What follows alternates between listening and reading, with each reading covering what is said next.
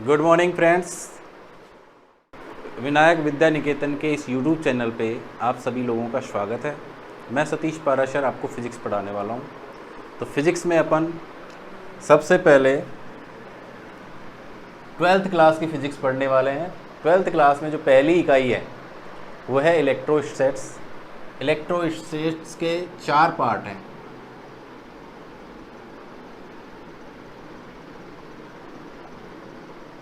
इसको हिंदी में इलेक्ट्रोस्टैट्स को बोलते हैं स्थिर वैद्युतिकी। ठीक है। इसमें सबसे पहला जो चैप्टर आता है इलेक्ट्रोस्टैट्स के अंदर, वो पहला चैप्टर आता है अपने पास विद्युत क्षेत्र। क्या आता है? विद्युत क्षेत्र। इसको बोलते हैं इलेक्ट्रिक फील्ड। ओके। तो पहला यूनिट 12th का अपने पास विद्युत क्षेत्र है और इसमें सबसे पहला टॉपिक आता है आवेश। आवेश को बोलते हैं चार्ज। ठीक है। तो चार्ज क्या होता है? किसी द्रव्य का वह गुण या लक्षण जिसके कारण वह विद्युत क्षेत्र या चुंबकीय क्षेत्र प्रदर्शित करता है या फिर उसका अनुभव करता है, उसे हम आवेश कहते हैं, चार्ज कहते हैं।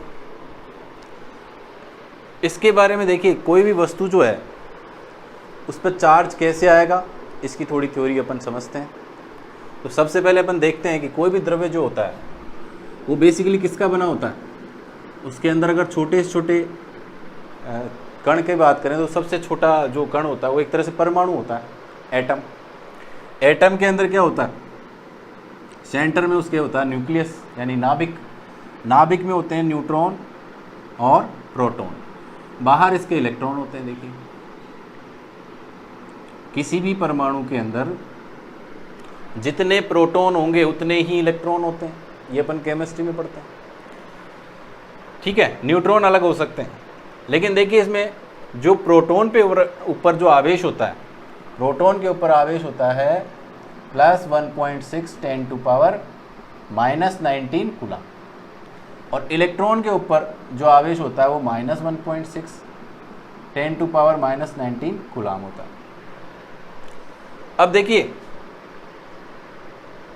स्टार्टिंग में अगर अपन देखें तो जितने प्रोटॉन हैं उतने ही इलेक्ट्रॉन हैं और इस पर प्लस आवेश है और इस पर माइनस आवेश है।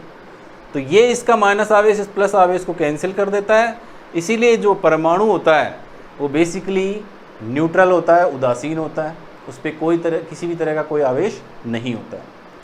लेकिन मान लीजिए इससे एक इलेक्ट्रॉन निकाल लेते हैं अपन बाहर, तो उस केस में क्या होता है कि प्रोटॉन जो है वो ज़्यादा हो जाएंगे परमाणु के पास। प्रोटॉन ज़्यादा हो जाएंगे तो प्रोटॉन की अधिकता की वजह से एक प्रोटॉन के बराबर चार्ज उस पर आ जाएगा। अगर मान लीजिए इसको इलेक्ट्रॉन दे दें अपन, तो इलेक्ट्रॉन दे देंगे तो इस पे एक इलेक्ट्रॉन की संख्या ज़्यादा हो जाएगी, तो कैसा आवेश आ जाएगा? ऋणावेश आ जाएगा। यानी किसी भी परमाणु पर या किसी भी पदार्थ में अगर आवेश आ रहा है तो या तो अपन इलेक्ट्रॉन निकालेंगे या फिर इलेक्ट्रॉन दे देंगे। आपके दिमाग में ये आ रहा होगा कि सर प्रोटॉन को भी तो निकाल सकते हैं ना। तो प्रोटॉन को नहीं निकाला जा सकता नॉर्मल कंडीशंस में, क्योंकि आपको पता है कि आप एक चीज़ पढ़ते हैं केमिस्ट्री के अंदर, परमाणु क्रमांक। परमाणु क्रमांक क्या होता है? परमाणु क्रमांक होता है जितने प्रोटॉन होते हैं। जैसे हीलियम का परमाणु क्रमांक 1 होता है तो उसमें एक प्रोटॉन, हाइड्रोजन का परमाणु क्रमांक 1 होता है तो उसमें एक प्रोटॉन। हीलियम के होते हैं 2 तो उसमें 2 प्रोटॉन। तो जितने परमाणु क्रमांक होता है उतने ही प्रोटॉन होते हैं। अगर मान लीजिए आपने एक प्रोटॉन ही निकाल दिया तो हीलियम का जो परमाणु है वो किस में कन्वर्ट हो जाएगा? हाइड्रोजन में हो जाएगा। तो मतलब क्या हुआ? मतलब ये हुआ कि अपन नॉर्मल कंडीशंस में इस प्रोटॉन को या इस नाभिक को अपन ब्रेक नहीं कर सकते। ये भी टूटता है, जैसे परमाणु बम बनते हैं या हाइड्रोजन बम बनते हैं या परमाणु भट्टी है। इसके बारे में अपन 15 चैप्टर में नाभिक नाम का एक चैप्टर है, नाभिक के बारे में, उसके बारे में पढ़ेंगे, जिसमें परमाणु भी रेडियो एक्टिविटी की वजह से एक परमाणु से दूसरे में कन्वर्ट हो जाता है। लेकिन अपन नॉर्मली या सामान्य परिस्थितियों में इसको बदल नहीं सकते। केवल किसको बदल सकते हैं? केवल इलेक्ट्रॉनों को। इलेक्ट्रॉनों को निकाला जा सकता है और इलेक्ट्रॉन दिए भी जा सकते हैं, ठीक है। इसको ऊर्जा देनी पड़ती है इलेक्ट्रॉन को निकालने के लिए, तो इलेक्ट्रॉन बाहर आ जाता है। तो इस तरह से यानी किसी भी पदार्थ के ऊपर अगर कोई आवेश आता है तो उसका जिम्मेदार केवल और केवल इलेक्ट्रॉन होता है। ये समझ गए बात को? यानी आवेश जो है किसी भी पदार्थ का वह गुण या लक्षण है जिसकी वजह से इलेक्ट्रिक या मैग्नेटिक फील्ड उत्पन्न होते हैं या फिर उसका अनुभव किया जाता है। तो आवेश से संबंधित ये बात समझ में आ गई कि भाई आवेश जो आता है किसकी वजह से आता है? इलेक्ट्रॉन की वजह से आता है, और आवेश की वजह से विद्युत क्षेत्र और चुंबकीय क्षेत्र उत्पन्न होते हैं। देखिए, मान लीजिए आवेश जो है, मान लीजिए इसको अपन Q से लिखते हैं, चार्ज आवेश को Q से लिखते हैं। अगर मान लीजिए स्थिर अवस्था में है, किस अवस्था में है? स्थिर, यानी एक जगह रखा हुआ है, इसमें वेलोसिटी नहीं है, तो केवल इसमें विद्युत क्षेत्र आता है, इलेक्ट्रिक फील्ड आता है।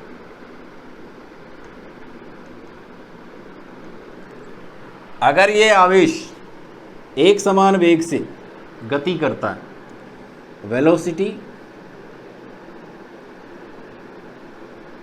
कांस्टेंट होनी चाहिए इसमें, तो क्या होगा? देखिए, वेलोसिटी अगर कांस्टेंट है तो इसमें इलेक्ट्रिक फील्ड के साथ मैग्नेटिक फील्ड भी आ जाएगा। यानी अगर आवेश है तो इलेक्ट्रिक फील्ड तो 100% होगा ही होगा, लेकिन अगर वो गति कर रहा है यानी आवेश चल रहा है तो क्या होगा?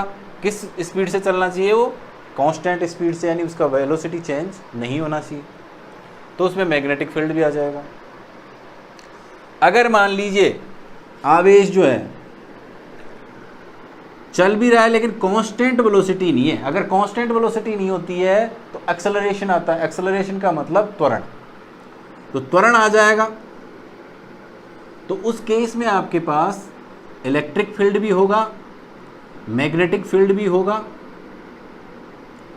और एक और चीज आ जाएगी इसमें, इलेक्ट्रोमैग्नेटिक वेव्स, जिनको अपन बोलते हैं EM वेव्स।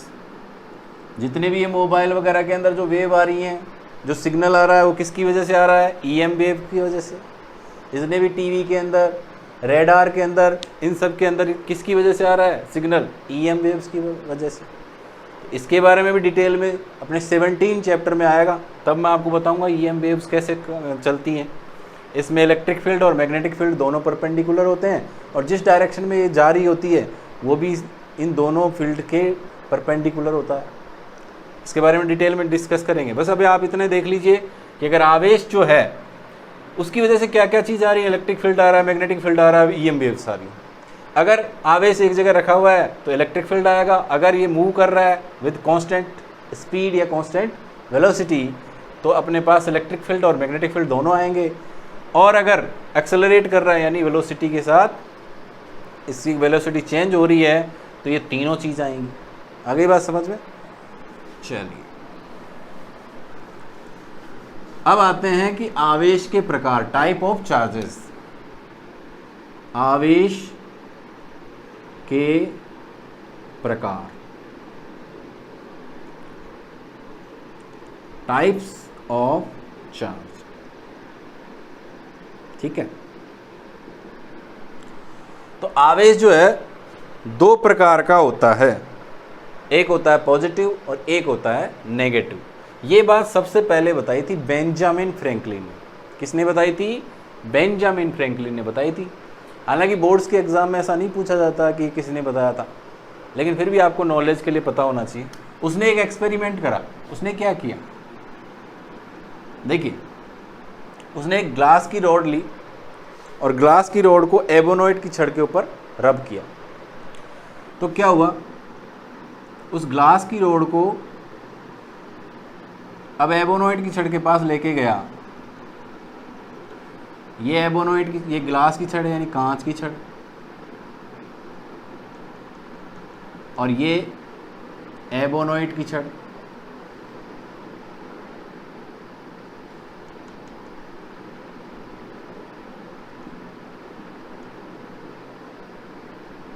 तो सबसे पहले उसने एक्सपेरिमेंट करा कि ग्लास की छड़ को एबोनोइट की छड़ के ऊपर रब किया, रगड़ा, और उसके बाद देखता है कि कांच की जो छड़ है वो एबोनोइट की छड़ को आकर्षित कर रही है।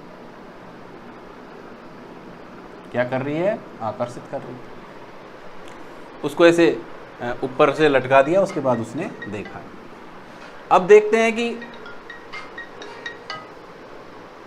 सेकंड जो है कि अब उसने क्या किया, दूसरी एक ग्लास की छड़ ली, दूसरा एक एबोनोइट का छड़ ली, दोनों को आपस में रख के। अब सेकंड केस में लेकिन उसने क्या किया, यहाँ पे ग्लास की छड़ ली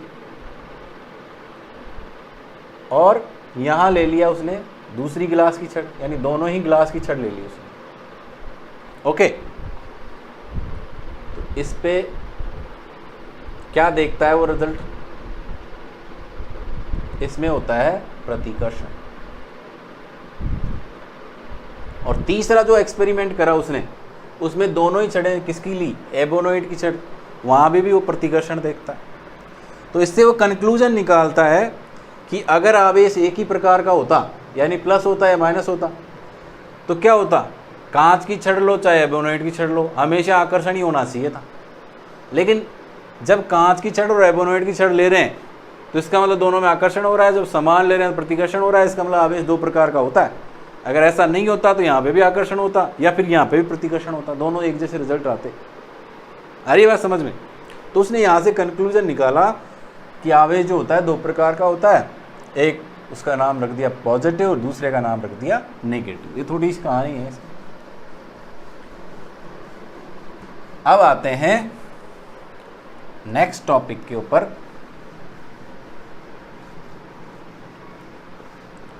कि किसी भी वस्तु पर अब आवेश लाएंगे कैसे, तो उसको बोलते हैं आवेशन की विधियां।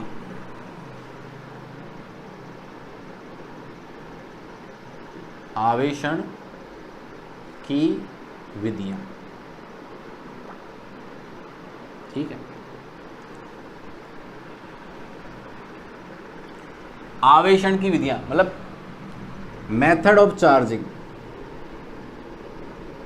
मेथड ऑफ चार्जिंग अपन देख रहे हैं कि आवेश लाएंगे कैसे इस पर।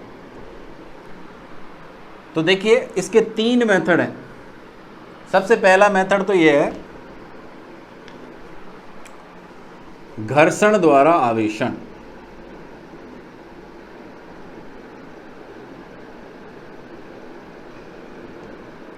घर्षण द्वारा आवेशन, चार्जिंग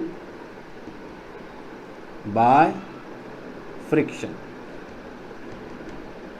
पहले इसको समझते हैं क्या है।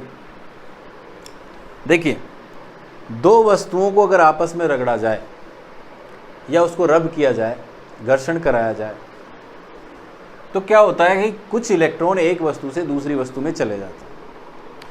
अभी मैंने आपको बताया था आवेश का इलेक्ट्रॉनिक सिद्धांत बताया था, कैसे आवेश आता है, इलेक्ट्रॉनों की वजह से आता है। अब एक वस्तु का अगर आवेश दूसरी वस्तु में चला गया, इसका मतलब क्या हुआ कि एक वस्तु में इलेक्ट्रॉनों की कमी हो गई, इलेक्ट्रॉनों की कमी हो गई, इसकी वजह से वहाँ पे कैसा आवेश आ जाएगा?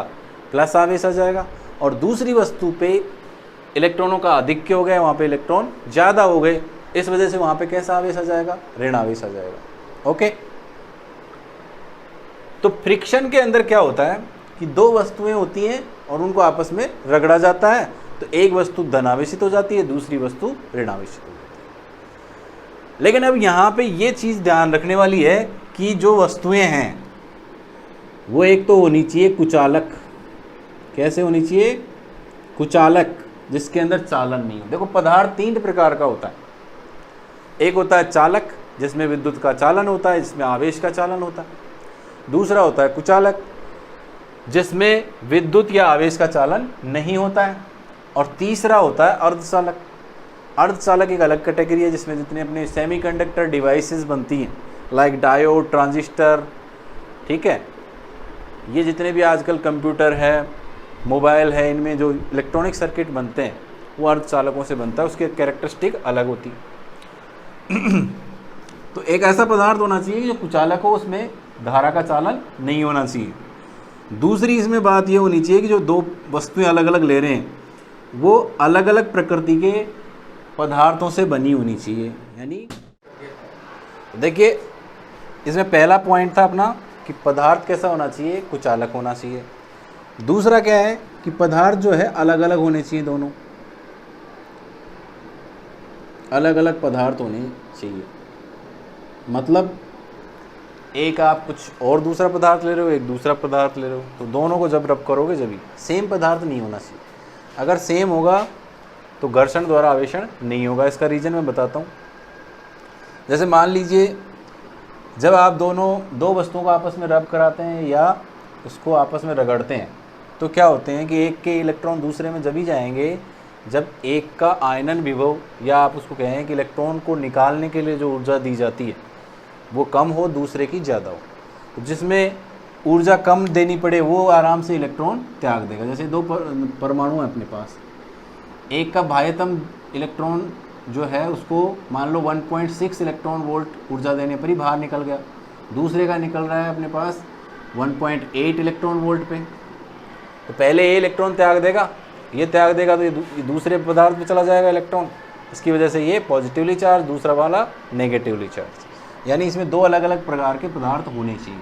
अगर आपने सेम पदार्थ ले लिया तो दोनों का ही जो ये इलेक्ट्रॉन को निकालने के लिए ऊर्जा दी जा रही है वो सेम होगी और उस केस में ये आयनित नहीं होंगे। या फिर दोनों कंडक्टर ले लिया आपने, यानी कंडक्टर यानी सुचालक जिनमें धारा का चालन होता है, ऐसा होगा तो फिर भी नहीं होगा। क्यों? क्योंकि टच करते ही क्या होगा, स्पर्श करते ही कंडक्शन हो जाएगा, इसका आवेश इसमें चला जाएगा, इसका इसमें चला जाएगा।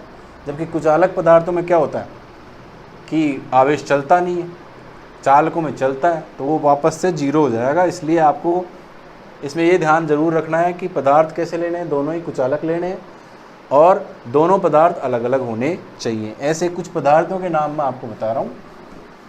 देखिए जैसे अपन यहाँ पे एक तरफ ले रहे हैं धनावेशित या धनावेश वाले पदार्थ और दूसरी तरफ अपन ले रहे हैं ऋणावेश वाले पदार्थ।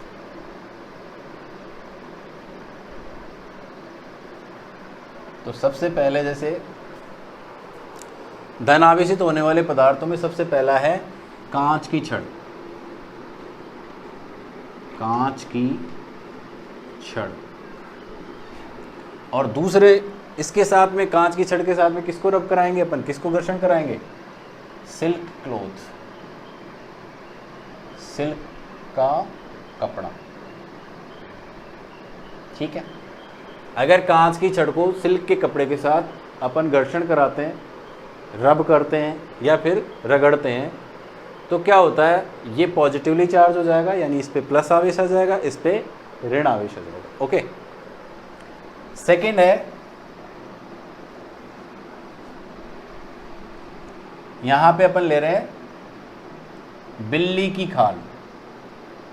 बिल्ली कौन सी वाली, जो दूध वगैरह पी जाती है ना अपने, वही बिल्ली है। बिल्ली की खाल लेनी है, ठीक है, कैट स्किन। और इसके साथ में आप दो पदार्थ ले सकते हैं, या तो आप ले सकते हैं एबोनोइट,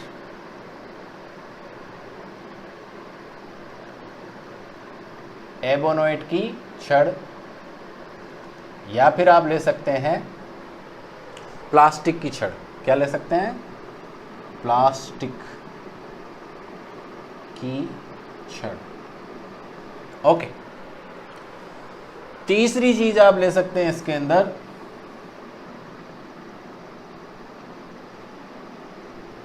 ऊन का कपड़ा। क्या? ऊन का कपड़ा।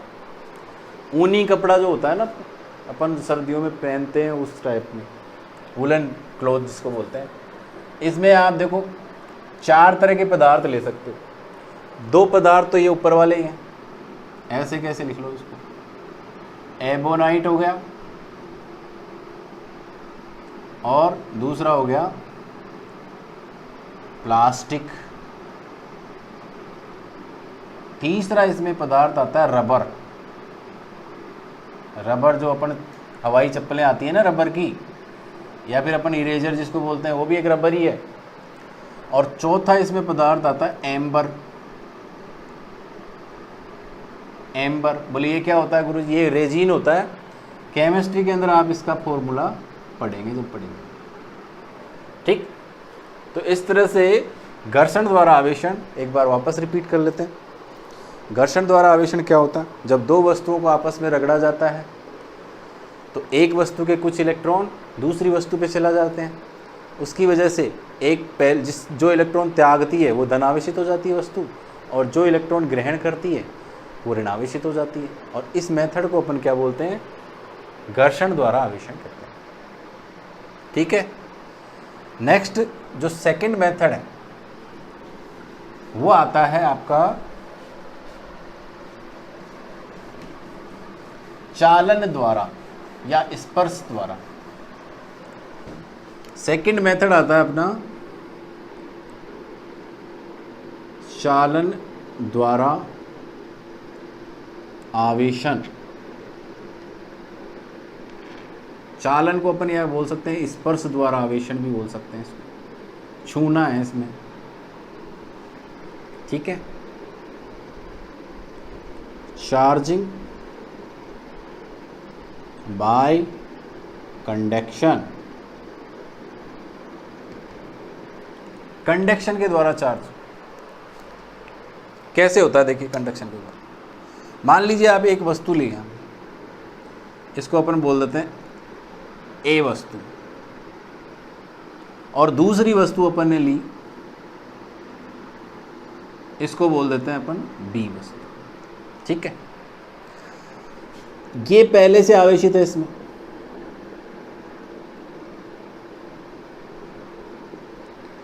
अब क्या कराएंगे अपन?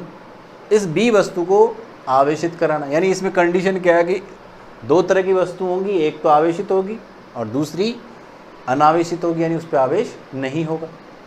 अब आपको क्या कराना है? इस पर आवेश लेके आना है। तो दो तरीके हैं इसको कनेक्ट करने के। देखिए, ये सिचुएशन नंबर फर्स्ट है।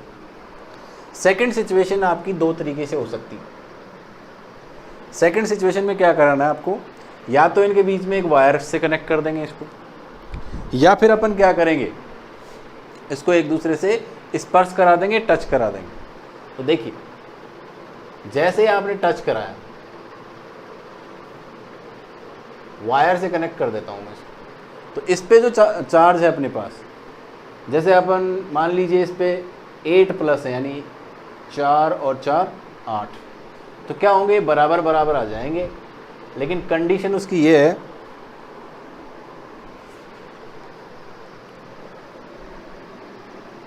ये लीजिए,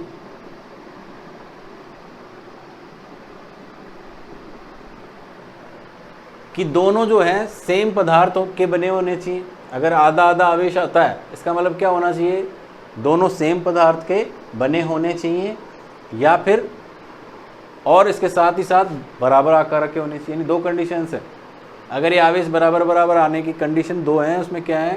पहली कंडीशन तो ये है कि जो जिस पदार्थ के गोले बने हुए हैं, जैसे मान लो लोहे के बने हुए हैं, तो दोनों ही लोहे के होने चाहिए, यानी प्रकृति सेम होनी चाहिए।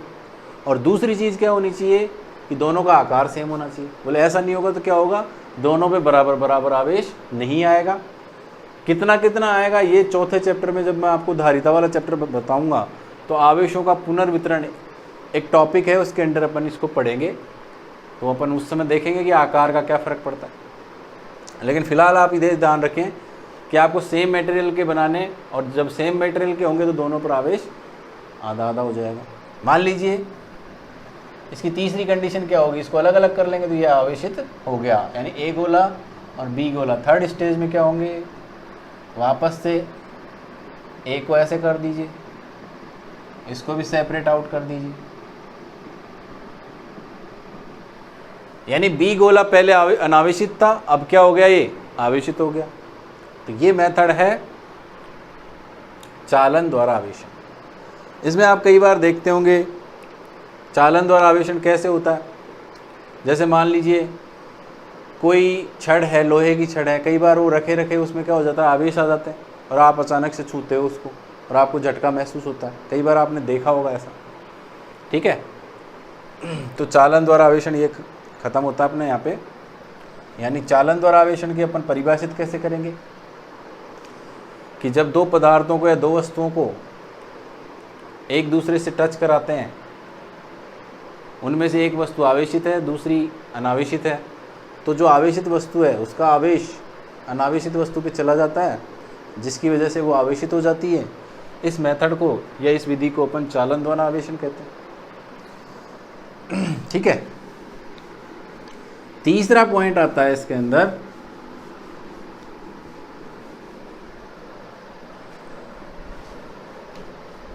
चार्जिंग बाय इंडक्शन, प्रेरण द्वारा आवेशन। देखिए यहां पे आपको टच कराना था एक दूसरे को, लेकिन तीसरे मेथड में, तीसरे मेथड में क्या होगा,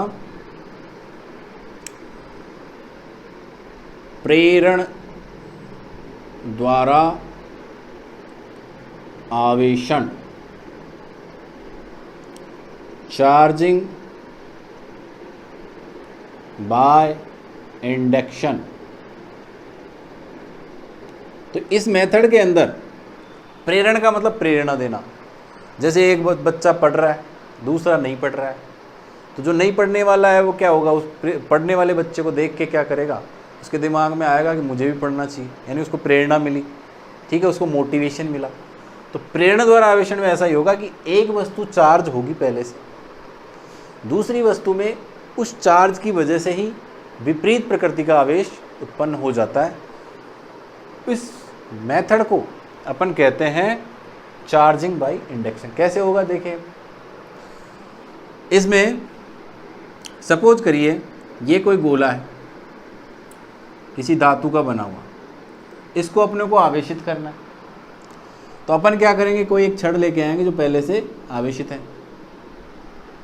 ठीक है, ये कैसे भी मान लो आप इसको, चाहे पॉजिटिवली चार्ज मान लो चाहे नेगेटिवली चार्ज मान लो। मैं मान लेता हूँ इस पर प्लस आवेश है। ओके, ये कंडीशन नंबर फर्स्ट है। इसको एक कुचालक स्टैंड पे रख दीजिए आप। ठीक है, सेकंड कंडीशन में क्या होगा, ये जो गोला है वो कैसे होना चाहिए, चालक पदार्थ का बना होना चाहिए। देखो कुचालक पदार्थ का केवल घर्षण में होना चाहिए, घर्षण द्वारा आवेशन में।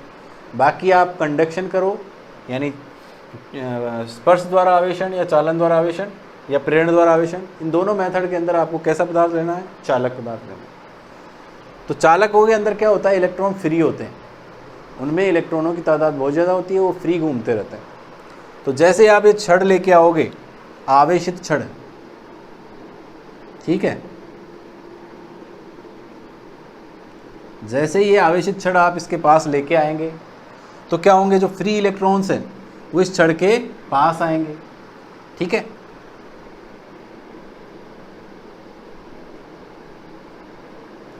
और दूसरी तरफ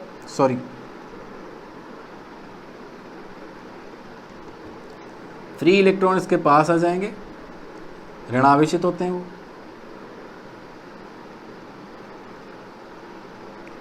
और धनावेशित वाले दूर चले जाएंगे।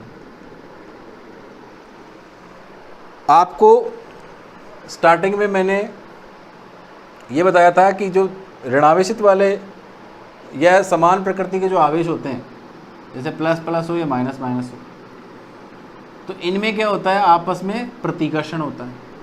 क्या होता है, प्रतिकर्षण होता है। और विपरीत प्रकृति के आवेशों में क्या होता है, आकर्षण होता है। पहले से आप जानते हैं, इस चीज़ को बताने की जरूरत नहीं है। तो देखिए इस पर जो इलेक्ट्रॉन फ्री घूम रहे थे वो इस छड़ से आकर्षित हुए और इसके पास आ गए। अब क्या होगा, जहाँ से ये आए वहाँ पे क्या छोड़ के आएंगे, प्लस, क्योंकि पहले जो परमाणु है वो क्या होता है, उदासीन होता है। उदासीन में से अगर ऋणात्मक आवेश पास आ गया, ऋणात्मक आवेश वहाँ से निकल गया तो धनात्मक बचेगा। समझ में आ गई बात। यहाँ आ गए। अब मुझे बताइए कि जब ये ऋणावेश इधर आ गया और धनावेश इधर है अपने पास दूसरी तरफ, अगर आप इस छड़ को वापस हटा लोगे तो वापस से न्यूट्रल हो जाएंगे। तो अपन ऐसा चाहते हैं कि इसमें से ये जो आवेश है या ये जो आवेश है उसको हटा दें और एक ही प्रकार का आवेश रख लें। तो उसके लिए अपन क्या करेंगे, देखिए सबसे पहला मेथड तो ये है कि जब अपन अनावेशित छड़ लेके आए इसके पास, उससे अपने पास क्या आ गया, सेकंड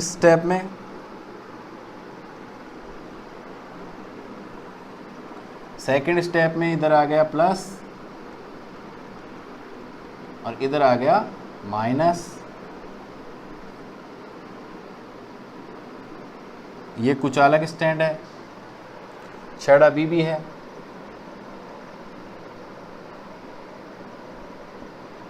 अब अपन एक आवेश को हटाना चाहते हैं तो उसके लिए अपन को क्या करना पड़ेगा, भू संपर्कित करना पड़ेगा। तो यहां पे क्या कर दिया अपन ने,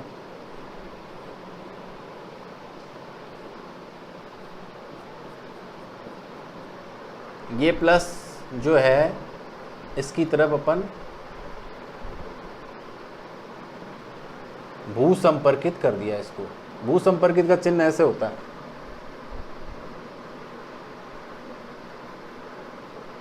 ठीक है, इससे क्या होगा कि ये प्लस आवेश जो है यहाँ पे छड़ा है, अभी प्लस जो आवेश है वो अंदर चला जाएगा। अब सवाल ये आता है कि गुरुजी ये प्लस को ही क्यों करा आपने, माइनस को क्यों नहीं करा। तो होता क्या है, देखिए आगे मैं आपको बताऊंगा कूलाम का नियम। कूलाम का नियम ये कहता है कि दो आवेशों के मध्य जो बल लगता है वो बल होता है F बराबर K Q1 Q2 upon R²। दोनों आवेशों के परिमाण के गुणनफल के समानुपाती तथा उनकी बीच की दूरी के वर्ग के व्युत्क्रमानुपाती होता है ये बल। तो मुझे बताइए कि यहाँ पे प्लस है, यहाँ पे माइनस है, तो दोनों के बीच की दूरी कम है, जबकि यहाँ प्लस है, यहाँ भी प्लस है, यहाँ दूरी ज़्यादा है। प्लस यहाँ पे देखिए दोनों के बीच में क्या कैसा बल लगेगा, आकर्षण बल लगेगा, क्योंकि विपरीत प्रकार के जो आवेश होते हैं उनमें क्या लगता है, आकर्षण, और समान प्रकृति में होता है प्रतिकर्षण। यहाँ लगेगा प्रतिकर्षण बल, लेकिन दूरी ज़्यादा होने की वजह से प्रतिकर्षण बल कम लगेगा, और यहाँ पे दूरी कम होने की वजह से प्रति आकर्षण बल ज़्यादा लगेगा। यानी ओवरऑल अपन बात करें तो इन दोनों के बीच में कैसा बल लग रहा है, आकर्षण बल लग रहा है। इस वजह से अगर आपने यहाँ पे भू संपर्कित कर दिया तब भी ये ग्राउंड नहीं होंगे, क्योंकि ये इससे अट्रैक्ट हैं, यानी इससे आकर्षित है, यानी इन दोनों में दोस्ती है। आकर्षण का मतलब दोस्ती और प्रतिकर्षण का मतलब दुश्मनी। तो इन दोनों में दोस्ती है, तो ये इसको जाने नहीं देगा, तो आप भू संपर्कित हमेशा यहीं करेंगे। अगर आपने यहाँ कर दिया तो ये इलेक्ट्रॉन नहीं जाएंगे। यहाँ करने पर क्या होगा, देखो एक तो इन दोनों में पहले से दुश्मनी है, प्रतिकर्षण दुश्मनी, दूसरी इसको एक रास्ता भी मिल गया जाने का। पहले वो इसके अंदर ही घूम रहा था बेचारा, का रास्ता नहीं मिल रहा था। तो जैसे ये भू संपर्कित हुआ तो तीसरी स्टेप में, ये फर्स्ट स्टेप, ये सेकंड हो गई, ये थर्ड हो गई, चौथी स्टेप में क्या होगा,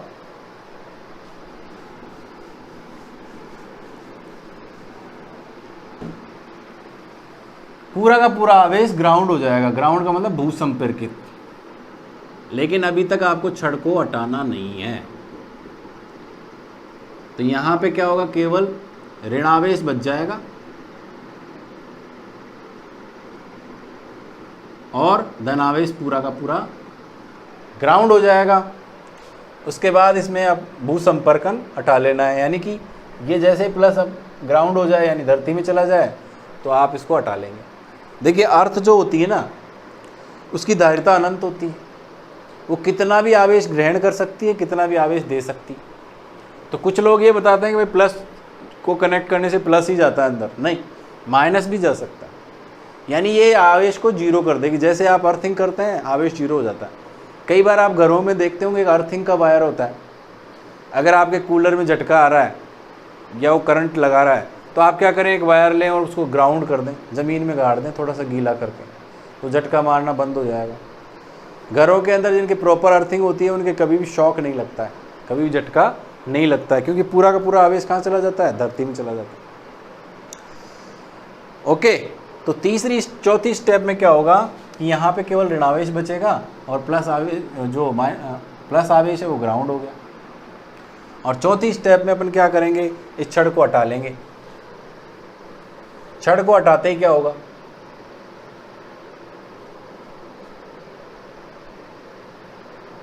छड़ को हटाते ही ये पूरा का पूरा आवेश जो है पूरे के पूरे इस गोले में फैल जाएगा।